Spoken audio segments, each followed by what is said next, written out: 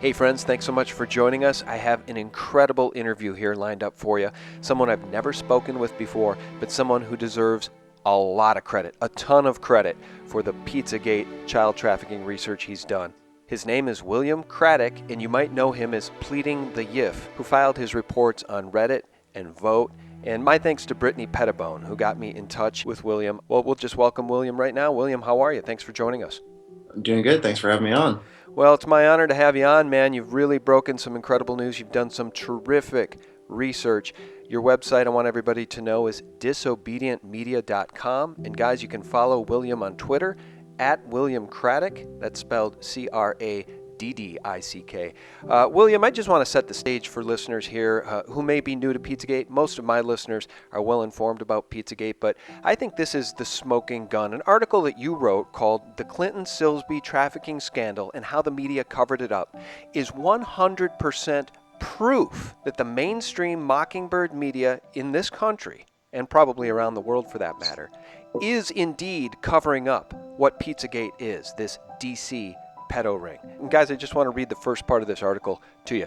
And William writes, contrary to reports in the media, the crowdsourced investigation labeled by some as Pizzagate did not begin with internet sleuths digging through the WikiLeaks Podesta releases looking for pizza parlors and encoded language discussing human trafficking. It began with the shocking discovery that Hillary and Bill Clinton provided assistance to convicted child trafficker Laura Silsby, resulting in a reduced sentence for Silsby's child trafficking.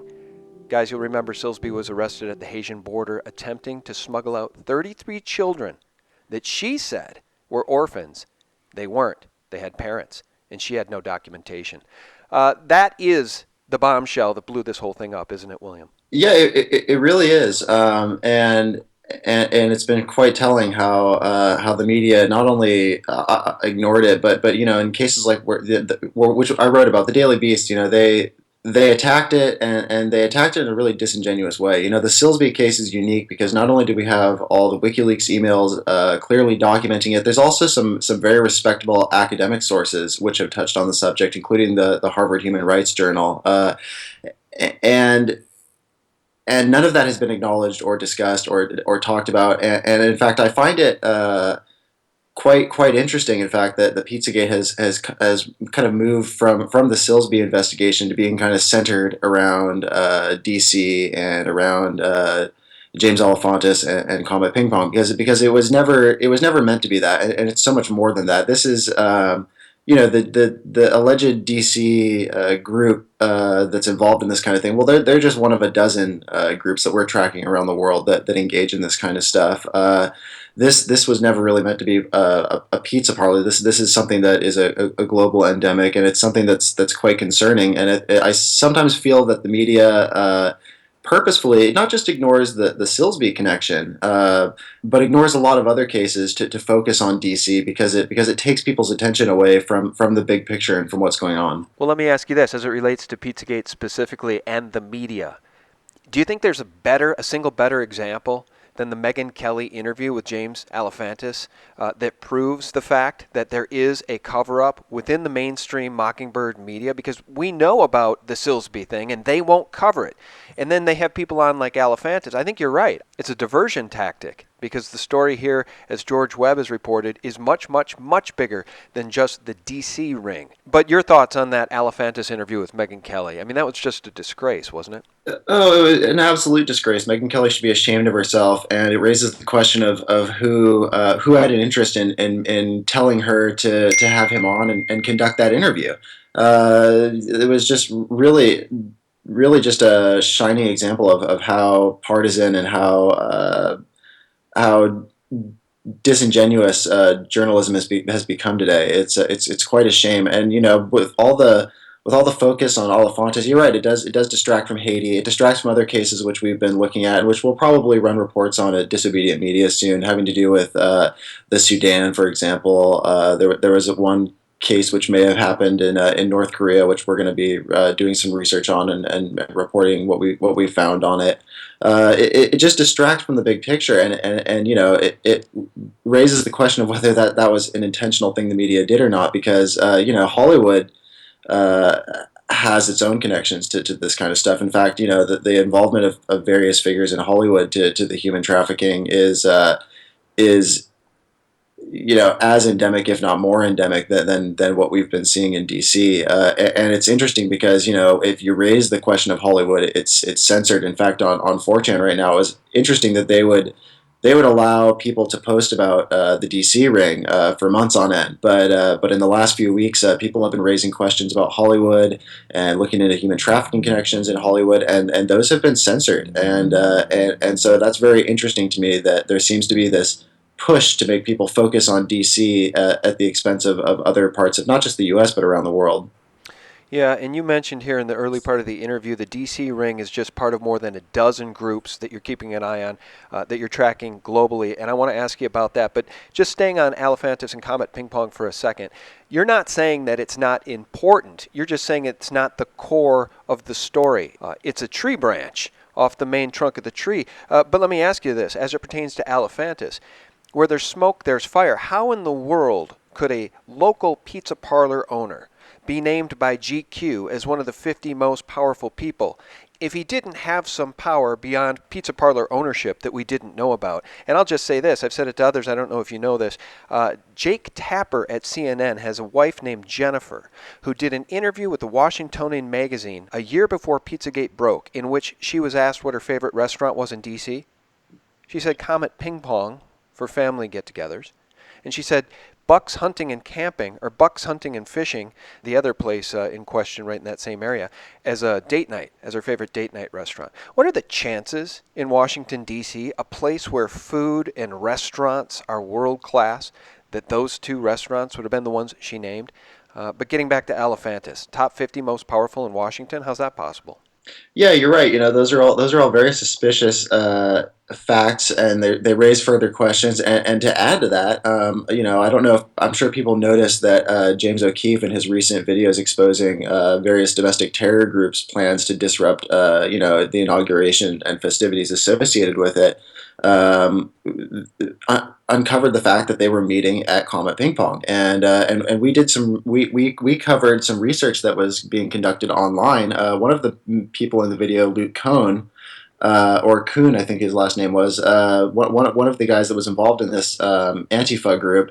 The guy has been linked to postings on the internet, not just about things like making bombs and domestic terror, but he was linked with an anarchist group in I think the late '90s that was widely known as being a international child pornography ring and was known for exploiting children. And he penned several defenses of adult minor sexual relationships. And so it just raises the question of who exactly Mr. Olifantis is and who he has connections with, because not only do you see him, as you said, have all these financial connections. He appears to have no problem with his establishment being used by domestic terrorists to plot various operations that they're going to conduct.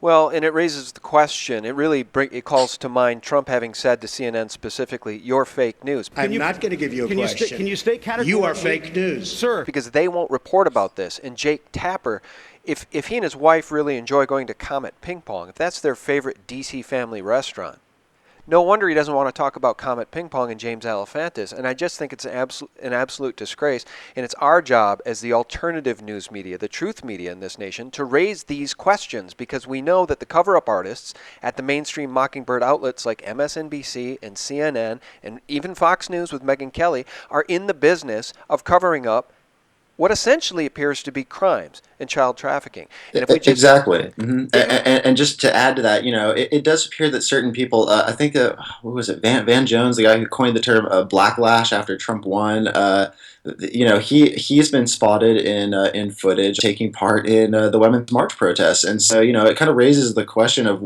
how impartial, especially CNN especially, is in reporting the news, and I'm personally of the opinion that they are anything but partial, that they exist as a propaganda machine, and in fact that they go sometimes beyond being a propaganda machine, that some of their members actually act as directors and facilitators of anti-American activities. all right, well, let's circle back to Laura Silsby for a second, because this is a story that has not resolved itself. And Laura Silsby was the former director of the New Life Children's Refuge, right? And again, it was Bill and Hillary Clinton and the Clinton Foundation that came to her rescue when she was arrested at the Haitian border attempting to smuggle 33 children out of Haiti without documentation. Now we have reports that Laura Silsby is now known as Laura Galier, and she's working at, wait for it, folks, Alert Sense. Amber alerts people, and you just can't make this stuff up, can you? She traffics in children, she gets caught, and now she's working for a company that alerts people to the fact that there's a child missing. You can't make this stuff up. Absolutely right. Yeah, absolutely right. It couldn't get any more suspicious if you tried. And just to add to that, Bill Clinton is on the record, not just in the Harvard Human Rights Journal, but in a number of other publications as well, as having intervened and struck a diplomatic political deal to get Laura Silsby's co-conspirators, there were 9 others, off the hook, and to get her a lighter sentence. And there's some indication from the WikiLeaks emails that Hillary Clinton may have actually violated State Department protocol by actively assisting her with seeking legal counsel, who, by the way, her legal counsel that she retained initially may have not actually even been a lawyer, and him and his wife were arrested immediately afterwards for running a sex trafficking ring in Central America, which was it was moving women and minors from Haiti and other Central American countries and trafficking them. Well, we've settled for a long time. I did a video actually titled Pizzagate is just the tip of the iceberg. This is an international problem that spans decades. The crimes of Jimmy Savile, of course, are just one example of that. Jimmy Savile, after his death, a documentary was made by Channel 5 in the UK, saying specifically, it's now known that Jimmy Savile was trafficking in children and trafficking children to London for the elite. And we know that he was friends with Prince Charles. He was knighted by the Queen. His crimes were covered up by the BBC. Johnny Rotten from the Sex Pistols has even come out and said that he tried to blow the whistle on Jimmy Savile back in the 70s. And so, again, the cover-up that we see is the norm in these cases. It's not the exception to the rule. It's the absolute norm. So let me ask you this, as it relates to staying on Pizzagate for just a second longer. The Besta Pizza logos, another smoking gun suggesting that there is something going on here that the media should cover and they're not. In your research, were you able to connect the name Andrew Klein from the Department of Justice and Andrew Klein as being one of the owners or the owner of Besta Pizza? Is that the same Andrew Klein? I'm not sure about Andrew Klein's name. I know there was a Department of Justice official, I believe his name was Arun Rao, that was connected in some way to James Alefantis. Andrew Klein may have been connected, but that might have come after the initial discoveries about Comet Ping Pong. So I'm not that name rings a bell, but it's not something that I wrote in any research of mine. Okay. All right, well, let's bridge over to the international problem of child sex trafficking and pedophilia. The D.C. ring, you noted, is just part of more than a dozen groups that you're tracking globally. I was sent this just ironically today. If you guys want to just understand how grave this problem is and how often these things are reported, this comes from Heat Street, vile revelations of sadistic naked sex rituals at elite German military base. You say you're tracking more than a dozen groups globally. Can you tell us about that? Yeah, well, a lot of them are ongoing investigations, so I don't want to comment on those until we're ready to publish some facts. But we have looked at, I'll give you 2 examples. We're looking at one right now in Sudan, which you can actually read about in the media to some extent right now. It was known as Zoe's Ark, and there was that had to do with the French government. There was also one in North Korea, which facts are still sparse on, but we're starting to look into it increasingly. And that actually, the North Korean case was actually where what I guess. I hate the term Pizzagate because it again causes people to just look at DC, but that's where this whole thing started. I actually, I started the first few threads that got this investigation going on 4chan, and even before I discovered Silsby, we were looking at this stuff in North Korea because it just something stunk about it. And that's actually where I guess Pizzagate began was looking at a few emails and WikiLeaks which had to do with North Korea and the arrest of some journalists there who were covering human sex trafficking. But it's important to note, I guess, on the when you're looking at the big picture internationally, it's important to note that not all of these groups are involved because they're trafficking people for pedophiles. There's a lot of reasons that you traffic human beings. Regular slavery. Perhaps people get sold into various off the counter projects where people are needed for test subjects and whatnot. We've seen some slight indications of that. Organ trafficking is a big deal in Eastern Europe, for example, and another example might be like in the Sinai Desert in Egypt. There's a lot of gangs that deal in human organs. So there's a lot of reasons to traffic people that don't have to do with pedophilia. So when you're looking at the big picture, you have to realize there could be any number of reasons these people are trafficking human beings.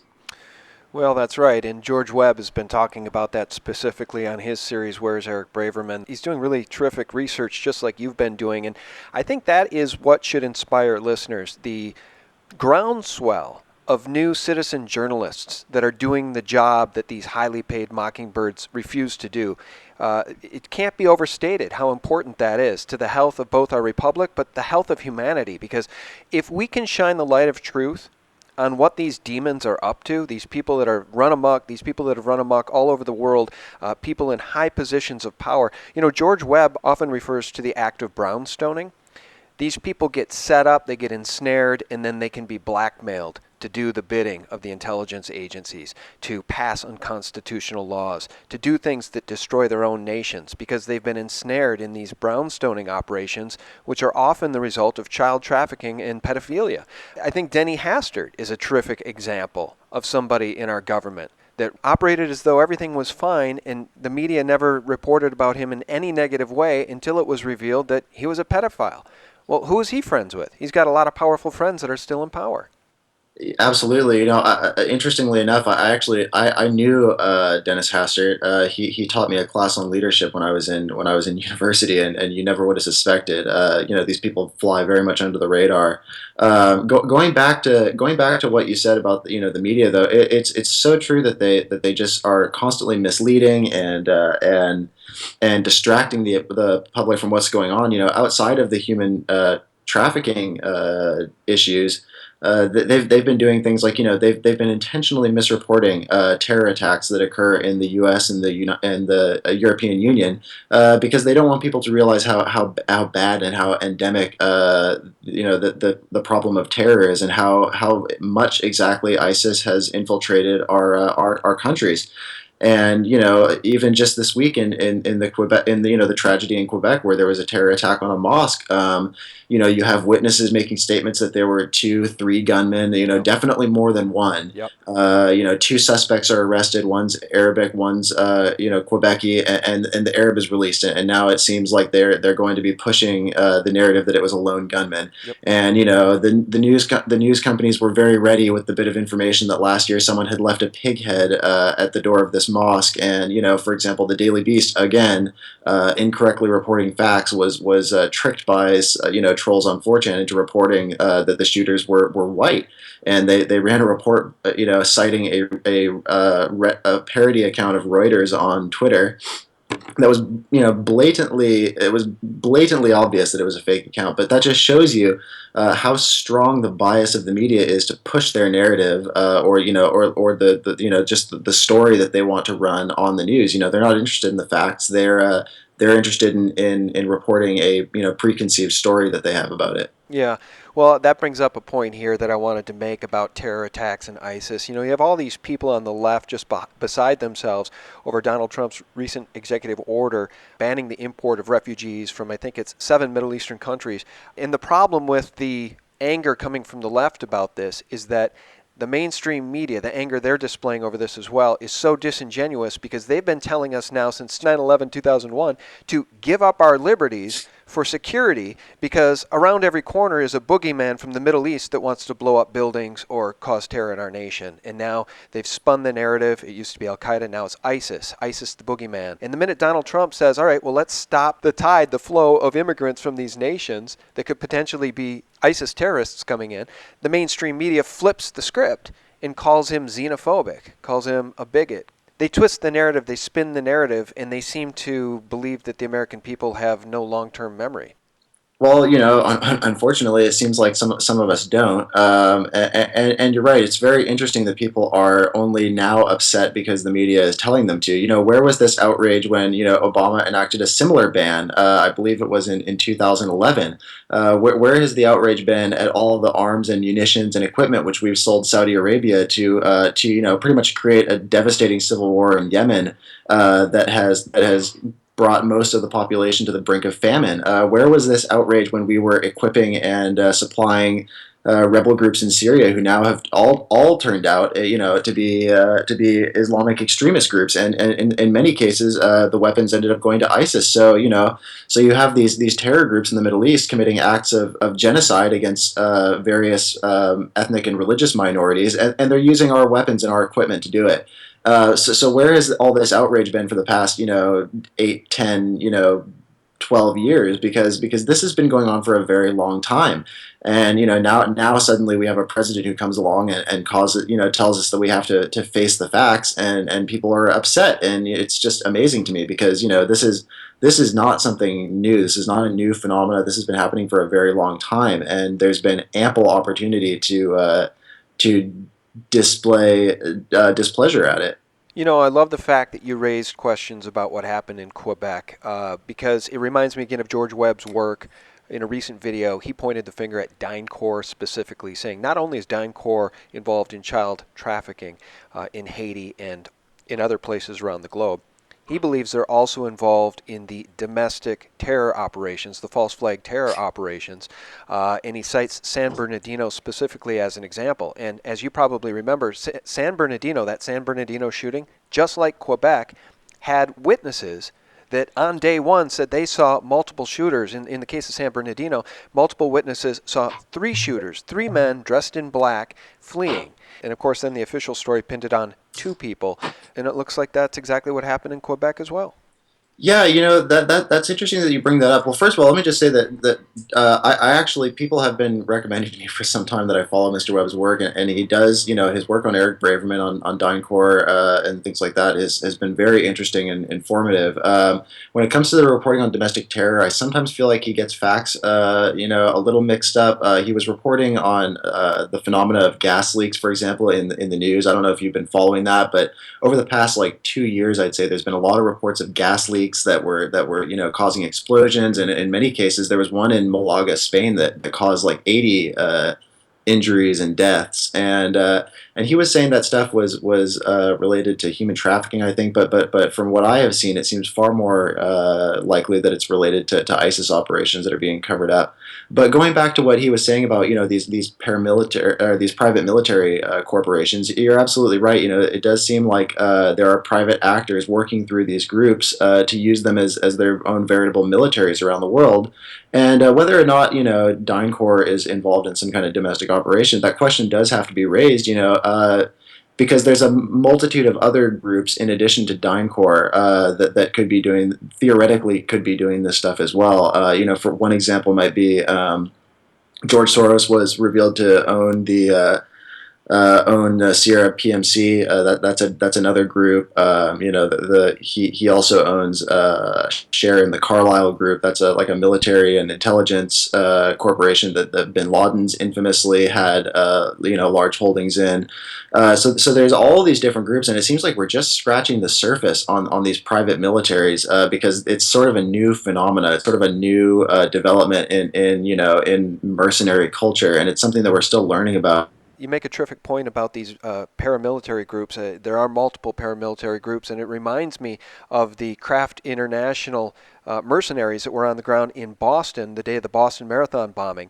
And they were carrying black backpacks that looked exactly like the black backpack said to be carried by the terrorists, the Sarnoff brothers, that ultimately had to take the blame for what happened there. And the mainstream Mockingbird media, of course, did not report about those Kraft mercenaries on the ground that day. They didn't report about the operations in play that day to carry out a faux terrorist bombing. And I'll tell you what, it's just more of the same. Whether it's Kraft International or whether it's Steve Feinberg's DynCorp, there appears to be paramilitary groups running wild in this country, and I hope Donald Trump can rein them in. But I don't know that Donald Trump has the will or the power to rein in the deep state. Yeah, it certainly raises the question.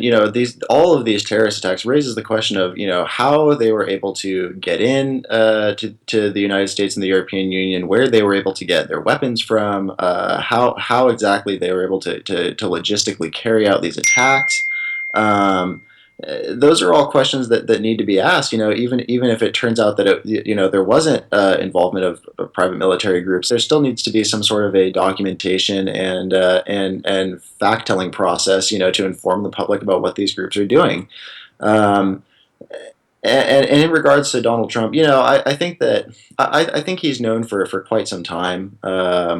About what's going on in our nation. If you go back and watch old interviews of his, he makes it quite clear that he's not buying official narratives pushed by the media. Donald Trump has worked in the media, so he knows exactly what kinds of things they'll pull to kind of mislead the public. And that is a good question, though. How far will he go in rolling back kind of this deep state that operates within the United States, and that it's at this point it's not even something that is a conspiracy theory. FBI documents from investigating Hillary Clinton, for example, mentioned specifically a organization that they call the Seventh Floor Group, operating within the State Department, and they used it's their words.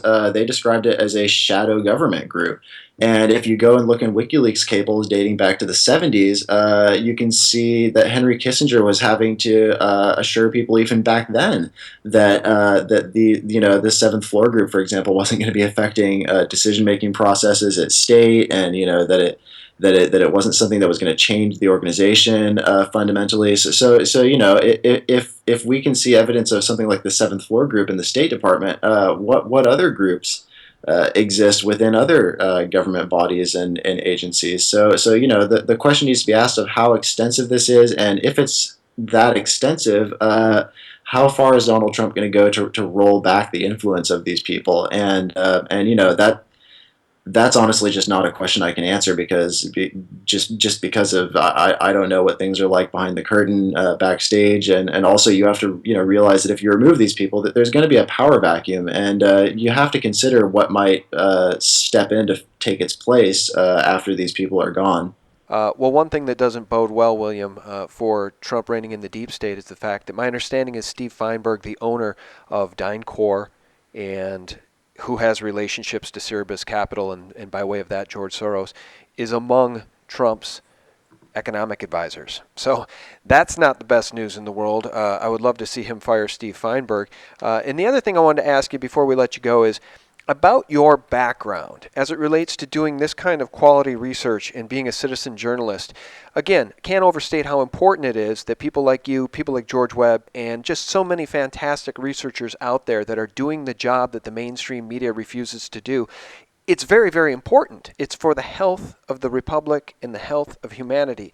Because again, even truth tellers like Ben Swan, who went back to work for a local affiliate for CBS in Atlanta, he's got this segment he does called Reality Check, and he just recently did a very cursory overview of the Pizzagate questions and asking why there hasn't been a real investigation by the mainstream media into Pizzagate, and he was essentially suspended. So even people like Ben Swan, who have a platform to tell truth within the mainstream media, are reined in when they want to cover this topic. So again, your background, what is it that makes you such a great researcher, and what would you say to others that want to get involved in this type of research? Well, first, just real quick to the question about Trump. Trump picks people that know the inside, that have kind of operated within these various organizations that he's trying to roll back. So he wants their expertise, and you'll notice that I don't know about the DynCorp, but you'll notice, like, for example, with his picks for his military chiefs, he's got Mattis, Kelly, and Flynn. Flynn being kind of friendly towards Putin and Russia, Kelly being sort of neutral, and Mattis being kind of very much like a hawk, like not and not very very friendly to Putin. So Trump likes to get the full spectrum when it comes to advisors, and he also likes to pick people who understand the inside. That's also why you'll notice he's taken on several people from Goldman Sachs as well, just because he needs people who understand how the system is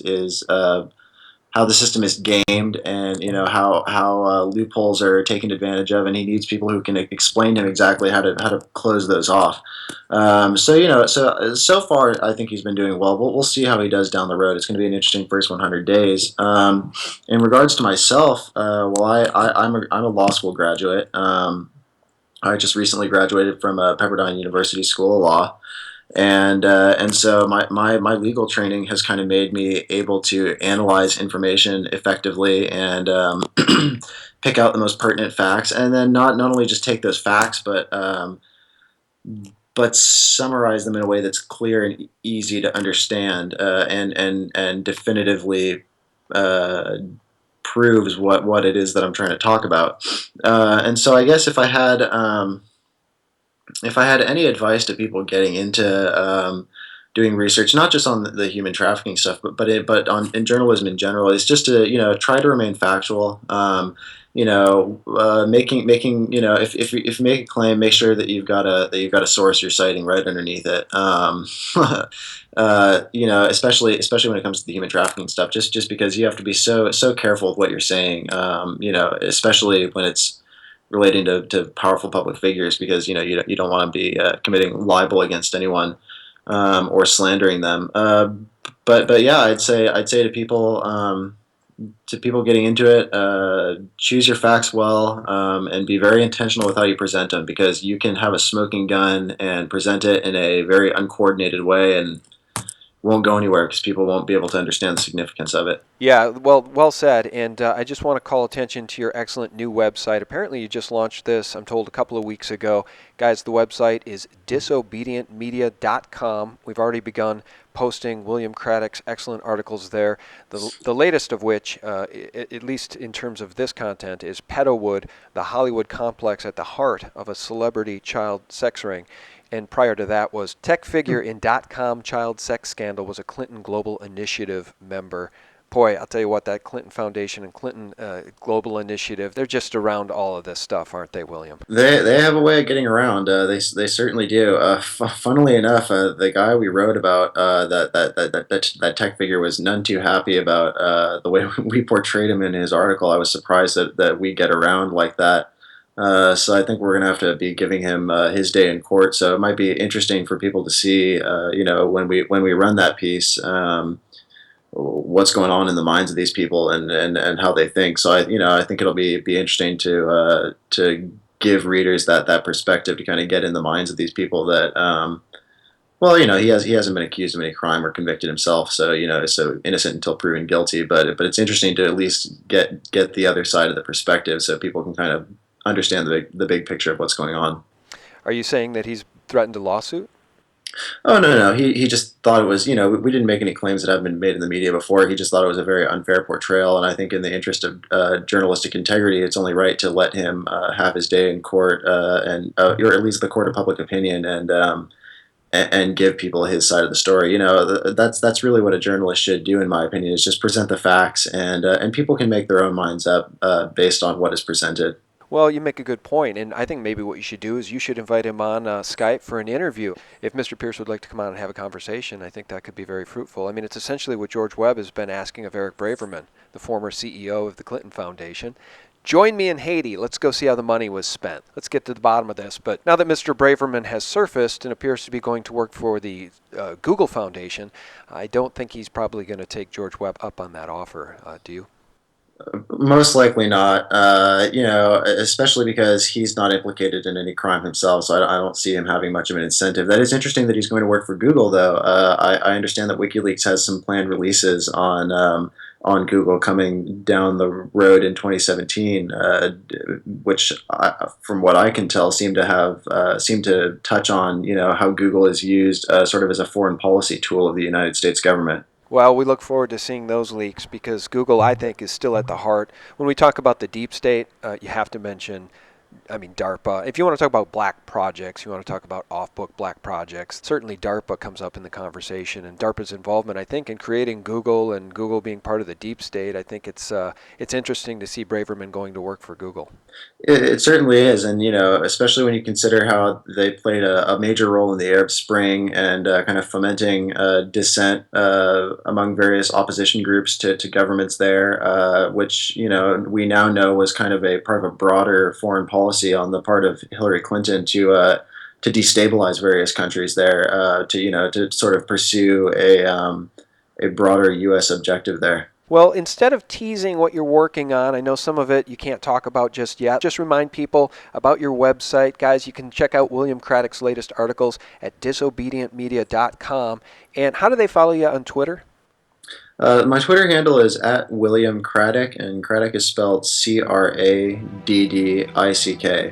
And we report on a wide variety of stories that don't just have to do with human trafficking. We watch terror operations around the globe. We watch various transnational organizations and individuals who operate within and outside of governments, and kind of report on those facts to people. And we'll also report on current events, when we feel that certain facts are not being brought to the public by the media, or that there's an opportunity for information to get out that hasn't really been published yet. Okay, well, I think you're just doing excellent work. And again, instead of teasing upcoming articles, let's just get you back on the next time there's news to break. I'd love to have you back on, William. It certainly was a pleasure speaking with you here today. Yeah, thank you very much for having me on. All right, guys, our guest has been William Craddock. You may know him as Pleading the YIF. He helped break a lot of the Pizzagate stuff open, child sex trafficking. We're going to stay on this story. And again, my thanks to Brittany Pettibone for helping get me in touch with William. And I'll say one last thing. If you want to get a 10-ounce bar of silver at zero markup for the month of February, visit our friends at sdbullion.com and enter the code SGTReport into the coupon code there, and you'll get a 10-ounce bar of silver at cost. No markup whatsoever. And guys, thank you so much for your support at sgtreport.com. God bless. The more I investigated, the more apparent it became that NIST had reached a predetermined conclusion that refused, avoided, and dismissed the evidence. Awareness is growing of the disconnect between the NIST World Trade Center reports and logical reasoning.